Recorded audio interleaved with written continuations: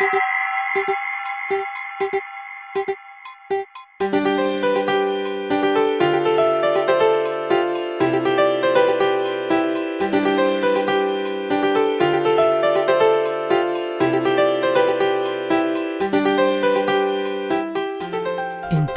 Transportation Systems Podcast. Welcome everyone. This is the Intelligent Transportation Systems Podcast, Episode 2 for June 2013. I'm Javier Sánchez Medina from the IEEE Intelligent Transportation Systems Society. For this episode we will have Professor Matthew Barth.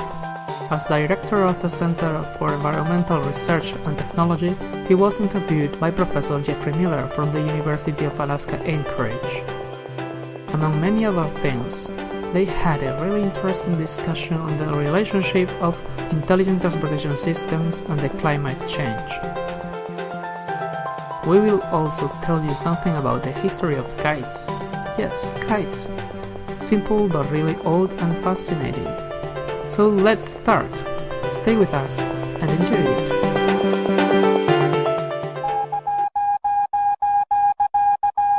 This is the news mini section for episode 2, June 2013. Google is reportedly in discussions to purchase the Maps application Waze in order to integrate it with Google Maps. Waze is a source-coded software which provides real-time information on traffic conditions, accidents, etc. It gathers data and information from users, and this is shared through a smartphone application. A Google spokesperson said that embedding Waze into Google Maps would complement a product they already have and make it better, as opposed to representing a leading product that they already compete with. They are expecting Facebook to fight back, probably settling a claim with the Antitrust Office in USA. A new report from the World Economic Forum titled Connected World: Transforming Travel, Transportation and Supply Chain has been released. This new report provides an estimation where a dramatic change is foreseen on how people and goods will move around the Earth in 2025. According to that review, the essential element will be hyperconnectivity. A deep, efficient information distribution would help to fight congestion. New biometric techniques, RFID technologies, and others will provide security and efficiency to the global mobility of people and goods. We cannot forget reminding our listeners that the 2013 IEEE Intelligent Vehicles Symposium will take place in Gold Coast at the end of this month. It seems to be a conference to remember. For instance, Professor Tatsuhiro Nishinari will talk about a new interesting topic called gemology. We are planning to interview Professor Nishinari for a future episode, so stay tuned. Finally, next October, the flagship conference of the ITS Society will be held in The Hague. You can still register. Bob Denaro will speak about ITS connecting and extrapolating the dots. Links to all of this can be found at this podcast website.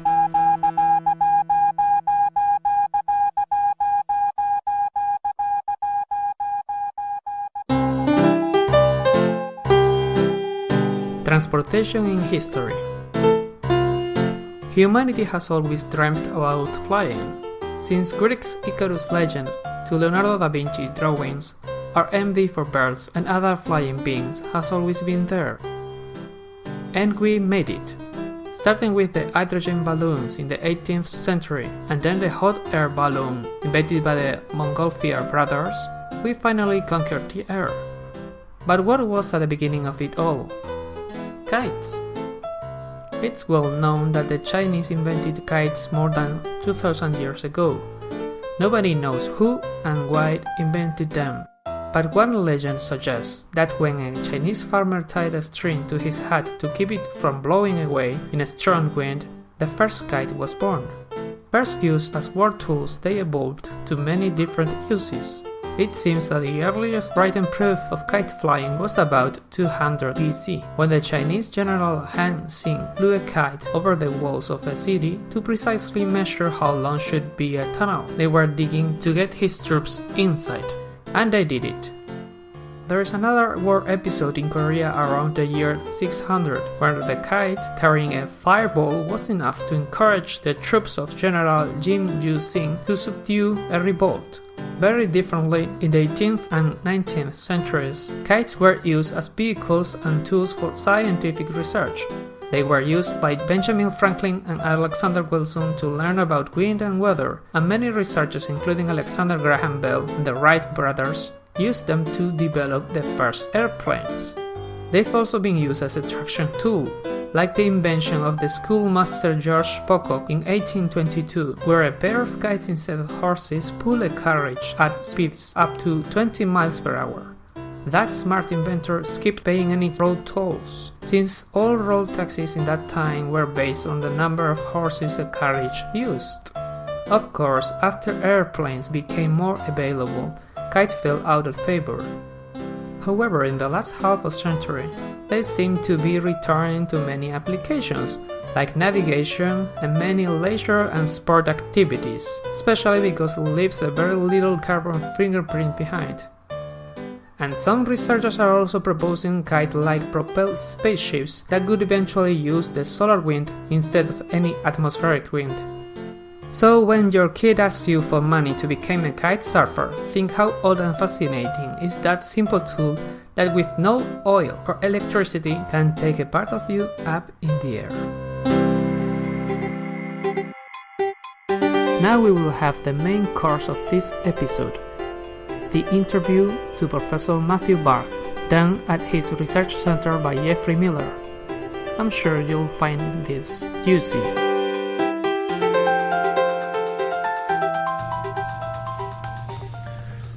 Hello, this is Jeffrey Miller from the University of Alaska Anchorage. We're at the Center for Environmental Research and Technology with Professor Matthew Barth from the University of California Riverside. He is a Yeager Family's Professor of Electrical Engineering and also Director of this research center.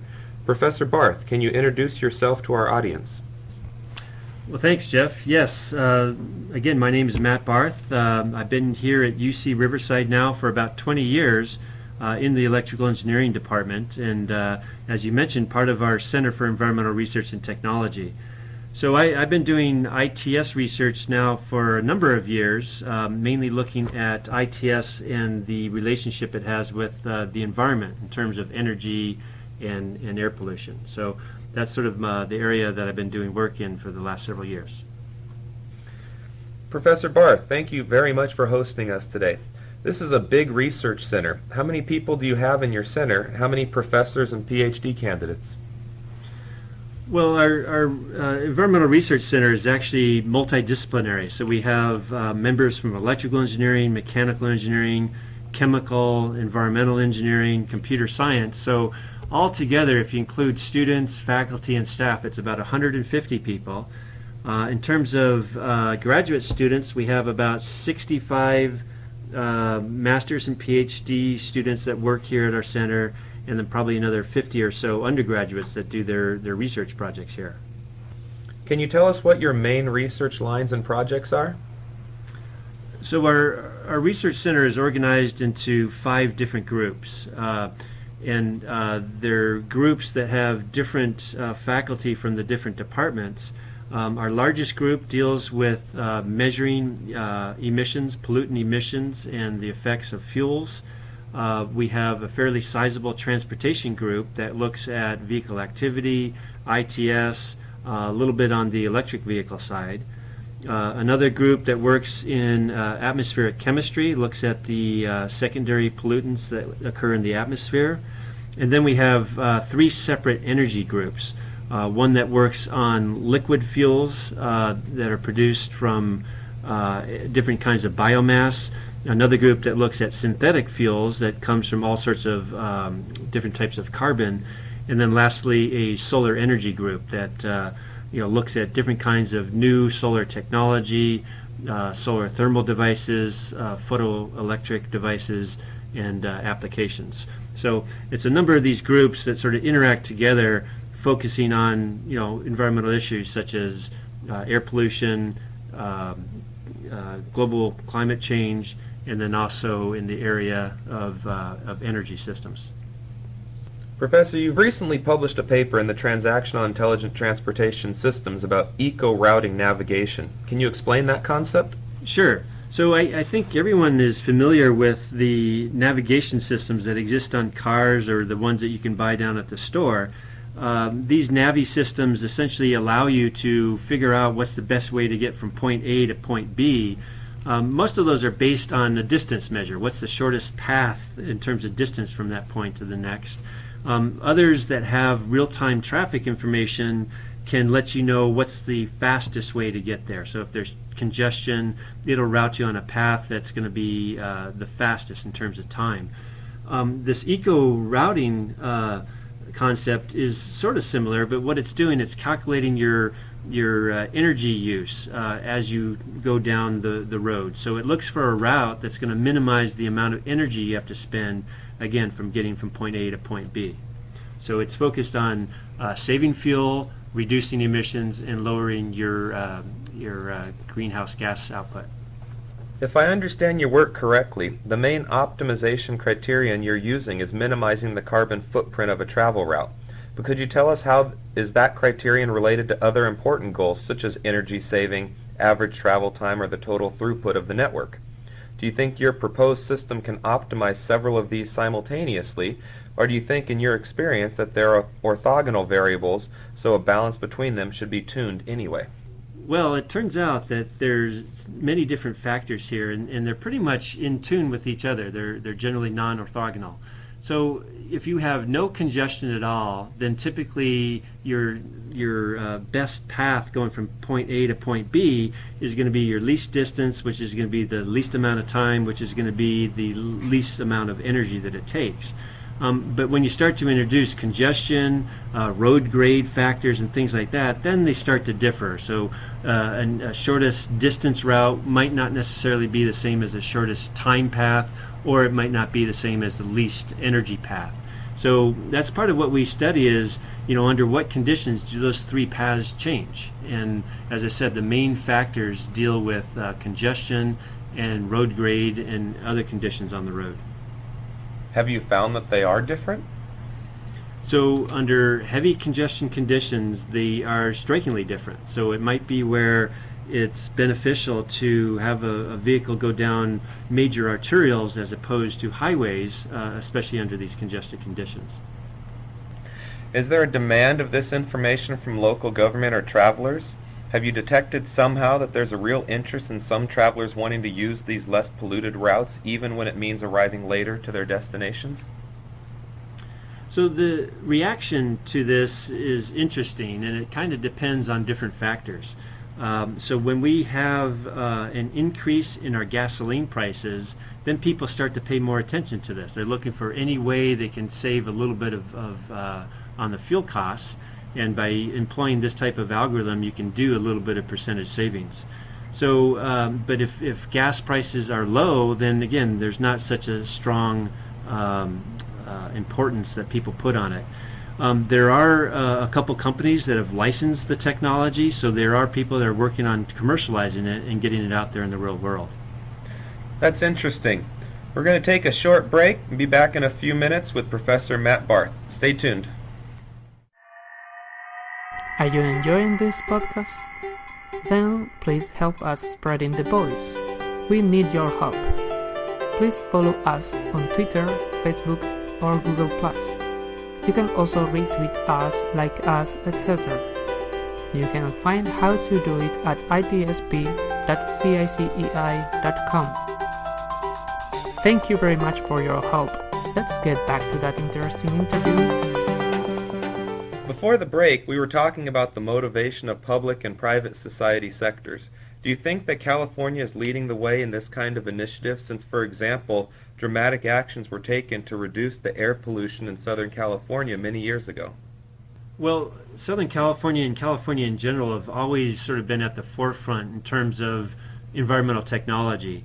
Back in the 70s and 80s, there was pretty severe air pollution in Southern California, so that the state government itself created an air resources board and also a local air quality management districts to take care of many of these air pollution problems.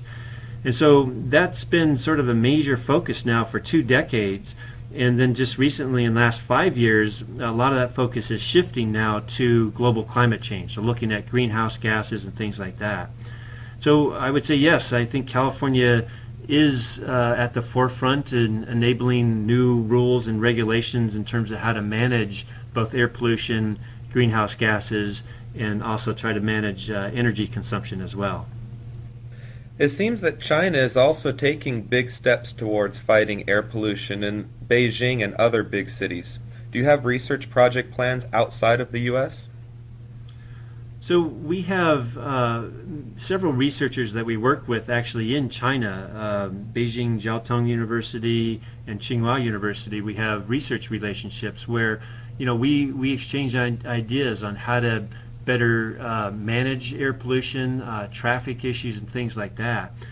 China certainly has a problem in that there's a lot more vehicle traffic at this time and still a lot of industrial growth.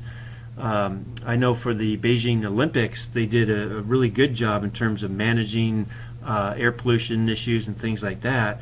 But ever since the Olympics, the amount of driving increases and the economic activity increases. So China definitely still has many things to try to solve, and we're hoping by collaborating with some of our colleagues over there, we can come up with some unique solutions that help improve the situation. Professor, as director of this Center for Environmental Research, you must have a very well-grounded idea on one of the biggest scientific concerns that has emerged in the last few years. I'm referring to global climate change. We've recently learned that the concentration of CO2 in the atmosphere has been raised to up to 400 parts per million. In your view, what is the role of ITS technologies in the context of global climate change? Well, Jeff, that's a very good question. I think there's a lot of concerns with global climate change, and as we know, a lot of it's dictated by greenhouse gases that are put into the atmosphere. One of the major greenhouse gases, of course, is carbon dioxide. And then if you look at the transportation sector, about 1/3 of all CO2 that goes in the air comes from transportation, so surface transportation with cars, ships, and things like that. So then if you look at how do we reduce CO2 from transportation, you can improve the efficiency of cars, the hybrids, things like that. You can look at less carbon-intensive fuels. You can try to enact programs that get people to drive less, so you reduce the amount of driving. But then when you look at ITS, its main role is to improve the efficiency of how we move about. So rather than being stuck in congestion and dealing with that all the time, we can figure out ways to move people around and goods around so that it's much more efficient, that we're not wasting energy and not putting a lot of CO2 in the air. So there's a number of ITS projects that are specifically aimed at reducing CO2, and those are taking place both in Europe, the US, and in Asia. So it's an exciting place to be right now.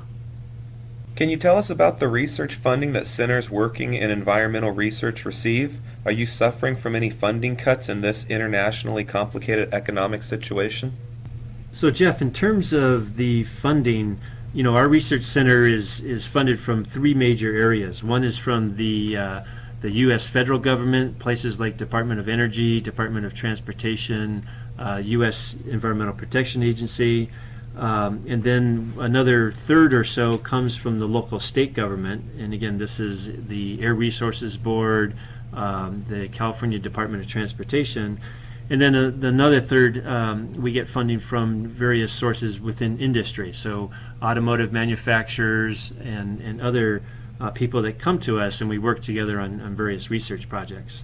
So when you look at the economic situation, we're fairly well diversified where, not all 3 of those are suffering at once, and so we still manage to do pretty well in terms of our research funding. There has been a little bit of a downturn the last couple of years, but we're certainly picking up now with some new research projects. And then what are your center's future plans? Can you tell us what's in the oven right now? Well, we're very excited because we're now doing more work in the electric vehicle and also the smart grid research area. In fact, we just got a fairly sizable grant from our local air quality management district to look at the interface between electric vehicles and the smart grid. So we are going to deploy a test bed here at a research center that involves a number of passenger electric vehicles and some other electric vehicle technology. It's going to be connected in with solar generation, so we're going to have a number of carports that are solar carports. And then lastly, there's a group that studies battery energy storage, and so we're going to strategically put battery energy storage at different places within our smart grid and try to understand better the interaction of EVs, the energy distribution, and the solar generation. Okay, I think that's it for now. Thank you very much, Professor Barth, for hosting us and sharing your insight about the research going on here. I think that our listeners will definitely appreciate it. Well, thank you, Jeff. I'm always happy to talk with you and share with the ITS world on what we do here. So thank you. That's all from UC California at Riverside. This is Professor Jeffrey Miller signing out. Thank you very much, Professor Barth and Professor Miller. And that was all for this episode. Please visit our website in itsp.cecei.com. You'll be able to leave your comments for this episode or others, and you can also feedback us with improvement ideas, possible interviewees, topics to be included, etc. This podcast is sponsored by the IEEE Intelligent Transportation Systems Society, website designed and managed by the Innovation Center for the Information Society at the University of Las Palmas de Gran Canaria in Spain, soundtrack developed by Rubicon. We'll be back soon, bringing you again the cutting edge of science at the Intelligent Transportation Systems podcast. Thanks for listening and drive safe.